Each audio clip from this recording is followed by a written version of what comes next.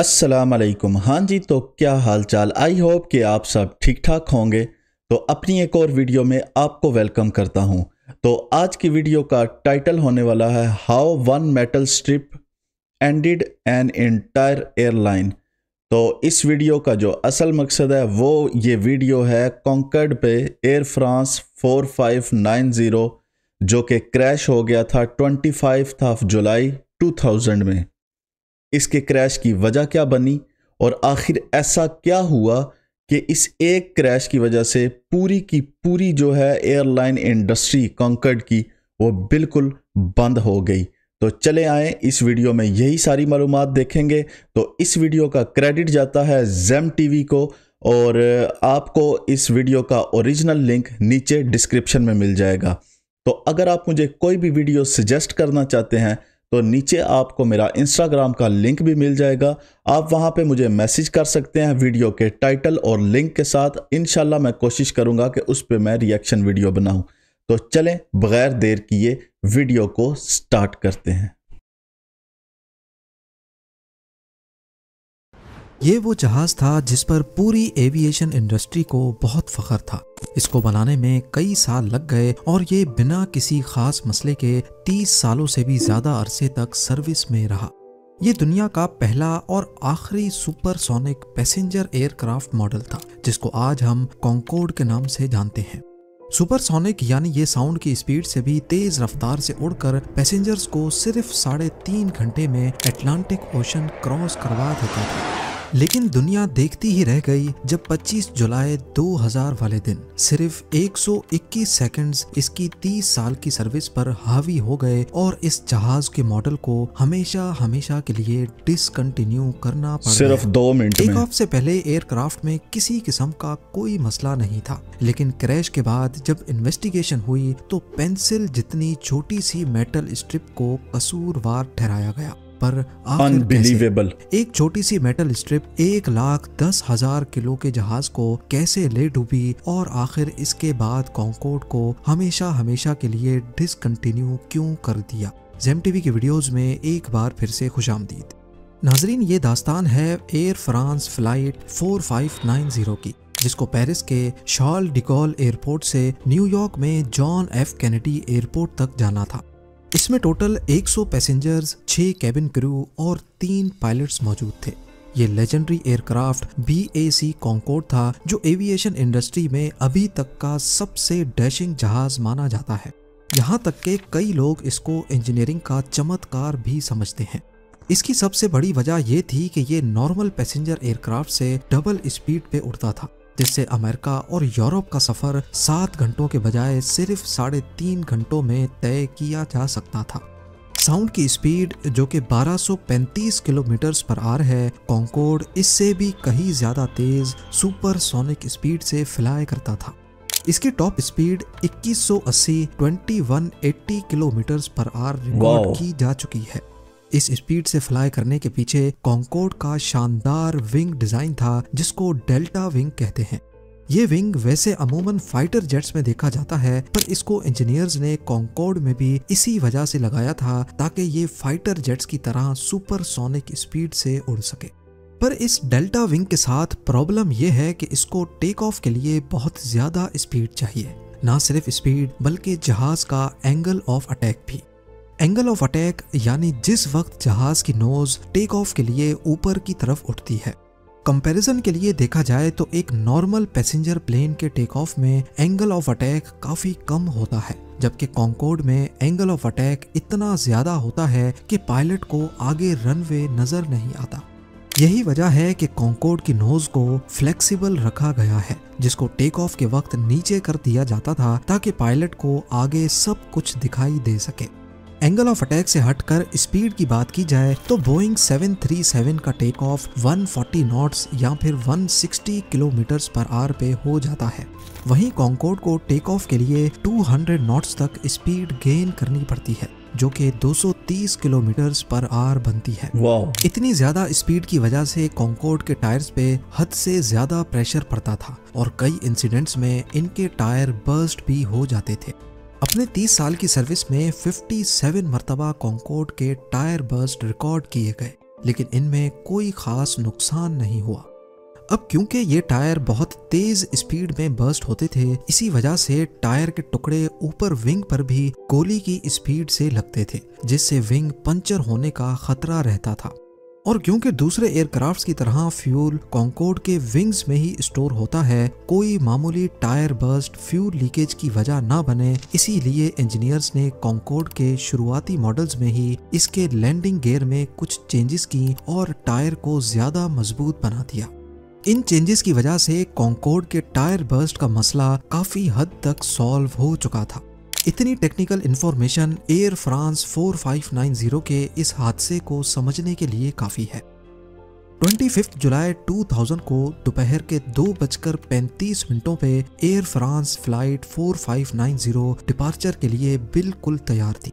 दोनों पायलट्स और एक फ्लाइट इंजीनियर सब के सब काफी एक्सपीरियंस थे। पैसेंजर बोर्डिंग के बाद उन्होंने टावर से रनवे पर जाने की परमिशन मांगी। पेरिस के एयरपोर्ट पे 2 रनवेज हैं, 26R और 26L। 26R लंबा रनवे है और कॉन्कोर्ड को भी टेक ऑफ के लिए लंबा रनवे ही चाहिए था, लिहाजा कंट्रोल टावर ने उनको 26R तक जाने की परमिशन दे दी। फ्लाइट 4590 टैक्सीवे रोमियो से होती हुई 26R पर जाकर अलाइन हो गई, लेकिन मसला ये था कि कॉन्टिनेंटल एयरलाइंस का DC-10 एयरक्राफ्ट पहले से 26R पर टेक ऑफ के लिए रेडी था, वही रनवे जिस पर कॉन्कोर्ड को भी टेक ऑफ करना था। पहले DC-10 को टेक ऑफ करना था और उसके बाद एयर फ्रांस के कॉन्कोर्ड की बारी आनी थी। इस दौरान कॉन्कोर्ड के कैप्टन ने फ्लाइट चेक्स किए, जो कि टेक ऑफ से पहले एक नॉर्मल प्रोसीजर होता है। इन फ्लाइट चेक्स में दोबारा से जहाज के वेट और फ्यूल का जायजा लिया जाता है, क्योंकि इसी पर जहाज का टेक ऑफ डिपेंड करता है। खैर, जब कॉन्टिनेंटल एयरलाइंस के DC-10 ने अपना टेक ऑफ शुरू किया, तभी उसके राइट इंजन से एक छोटी मेटल स्ट्रिप अलग होकर रनवे पर गिर गई। इस जहाज के पायलट ने ऐसा कुछ नोटिस नहीं किया और वो टेक ऑफ करके निकल गए। DC-10 और कॉन्कोर्ड के टेक ऑफ में टाइम डिफरेंस इतना कम था कि रनवे इंस्पेक्शन का टाइम ही नहीं मिला, और उस दौर में फ्रांस के एयरपोर्ट्स पर दिन में सिर्फ 2 मरतबा ही रनवे इंस्पेक्शंस की जाती थी। अब बारी थी एयर फ्रांस 4590 की। उन्होंने कंट्रोल टावर से टेक ऑफ की परमिशन मिलने के बाद थ्रस्ट लेवर्स को एंगेज कर दिया। इसका मतलब था कि अब चारों इंजन अपनी फुल पावर पे चलेंगे। इस वक्त दोपहर के 2:42 हो रहे थे और यहीं से स्टार्ट होते हैं वो 121 सेकंड्स, जो आने वाले वक्त में कॉन्कोर्ड की 30 साला सर्विस पर हावी हो गए। कॉन्कोर्ड अब 26R पर स्पीड पकड़ना शुरू हो चुका था। 24 सेकंड के बाद फर्स्ट ऑफिसर ने कैप्टन को बताया कि चारों इंजन सही से काम कर रहे हैं।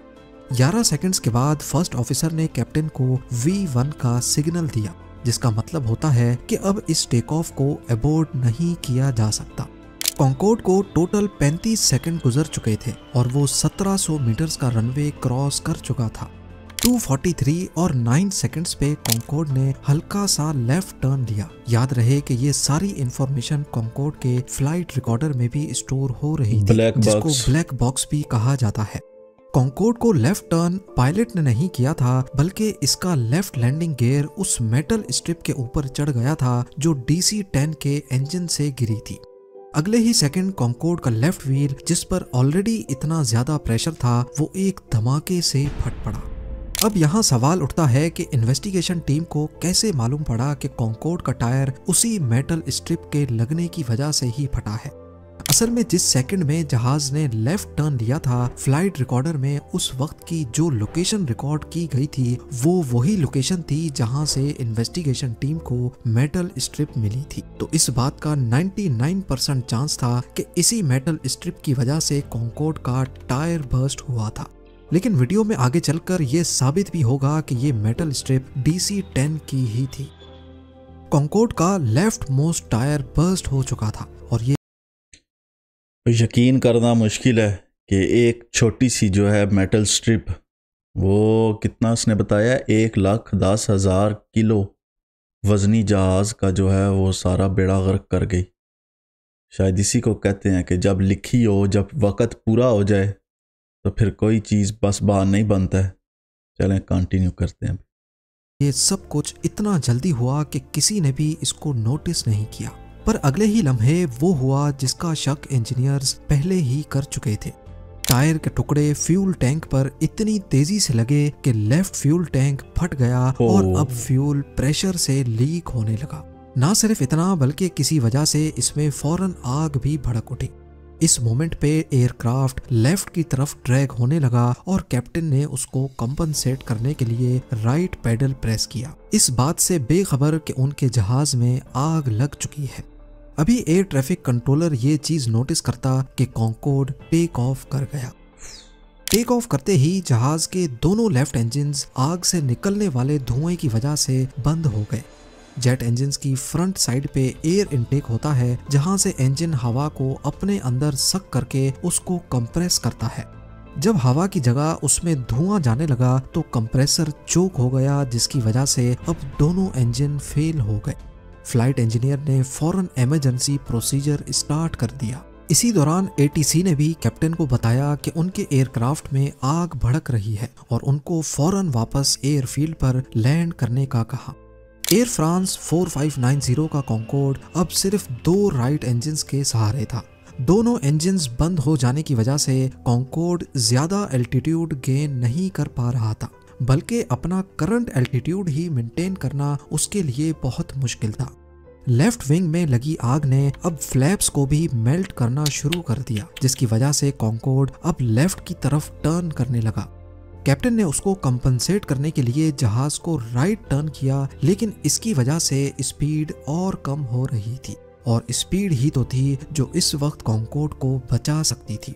फाइनली 121 सेकंड्स पर 244 और 31 सेकंड्स पे कॉन्कोर्ड का लेफ्ट टर्न काफी बढ़ गया और वो एल्टीट्यूड कम करता करता एक होटल की बिल्डिंग से जा टकराया। ये हादसा कॉन्कोर्ड में मौजूद 109 लोग और जमीन पे 4 लोगों की जान ले गया। एक्सीडेंट के फौरन बाद ही क्रैश साइट को सील करके इन्वेस्टिगेशन स्टार्ट कर दी गई, और जैसा कि मैंने पहले बताया, इन्वेस्टिगेटर्स ने फ्लाइट डाटा रिकॉर्डर की मदद से रनवे के उस हिस्से को सर्च किया जहां से कॉन्कोर्ड लेफ्ट टर्न हुआ था, तो वहां उनको वो मेटल स्ट्रिप पड़ी हुई दिखाई दी। उन्होंने कॉन्टिनेंटल एयरलाइंस के DC-10 का मुआयना किया तो वाकई उसके राइट इंजन में वो मेटल प्लेट मिसिंग थी। जब इन्वेस्टिगेशन टीम ने कॉन्टिनेंटल एयरलाइंस की मेंटेनेंस हिस्ट्री चेक की तो मालूम पड़ा कि इस मेटल स्ट्रिप को इंजन मैन्युफैक्चरर की SOP के खिलाफ जाकर एक नहीं बल्कि 2 बार रिपेयर किया गया था। इसमें टोटल 37 मरतबा ड्रिल से सुराख करके जुगाड़ी तरीके से इसको फिट किया गया था, और यही वजह थी कि ये इंजन की वाइब्रेशन बर्दाश्त ना कर सकी और टूटकर रनवे पर गिर गई। इस हादसे के बाद बाकी तमाम कॉन्कोर्ड एयरक्राफ्ट्स को भी ग्राउंड कर दिया गया, क्योंकि तेज स्पीड की वजह से इनका टायर फटना, जो कि एक जाना माना मसला था, वो अब 113 लोगों की जान ले चुका था। इंजीनियर्स अगले कई महीनों तक इसका कोई खास सॉल्यूशन नहीं निकाल सके। अगले साल 2001 में 9/11 के अटैक्स के बाद पूरी दुनिया में पैसेंजर्स ने खौफ के मारे जहाज में सफर करना ही छोड़ दिया। कॉन्कोर्ड की टिकट प्राइस, जो कि पहले ही नॉर्मल प्लेन के मुकाबले में बहुत ज्यादा थी, इस सिचुएशन में इनका दोबारा ऑपरेट करना किसी भी तरह मुमकिन नहीं था। यही वो पॉइंट था जब कॉन्कोर्ड को हमेशा के लिए डिसकंटिन्यू करके म्यूजियम में रख दिया गया। 26/11/2003 दोबारा से इंसान सुपरसोनिक स्पीड से ट्रेवल कर पाए, लेकिन फिलहाल हमें सिर्फ इतना मालूम है कि हिस्ट्री में ऐसे 31 साल भी गुजरे हैं जिसमें इंसान साउंड की स्पीड से भी तेज ट्रेवल करते थे। उम्मीद है जेम टीवी की ये वीडियो भी आप लोग भरपूर लाइक और शेयर करेंगे। आप लोगों के प्यार भरे कमेंट्स का बेहद शुक्रिया। मिलते हैं अगली शानदार वीडियो में। हाँ जी, तो मैं उम्मीद करता हूँ कि ये वीडियो आपको अच्छी लगी होगी।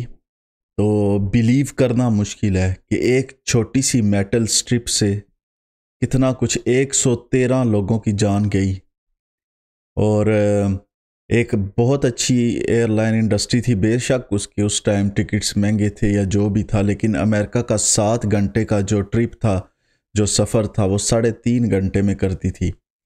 और जहाज़ के अंदर ये वाकई है, मेरे साथ भी एक्सपीरियंस हुआ है क्रॉसविंड लैंडिंग का। तो यकीन करें, एक बार जो हालत जो है ना गैर हो जाती है। तो अल्लाह ताला जितने भी लोग सफ़र करते हैं उन सब को जो है खैर खैरियत से अपने मंजिल मकसूद पे पहुंचाएं। तो आई होप कि आपको ये वीडियो अच्छी लगी होगी। तो अगर वीडियो अच्छी लगी हो तो प्लीज़ वीडियो को लाइक करके चैनल को ज़रूर सब्सक्राइब किया करें। तो मिलते हैं अगली वीडियो में, तब तक के लिए मुझे इजाज़त दें, अपना ख्याल रखें, अल्लाह हाफिज़।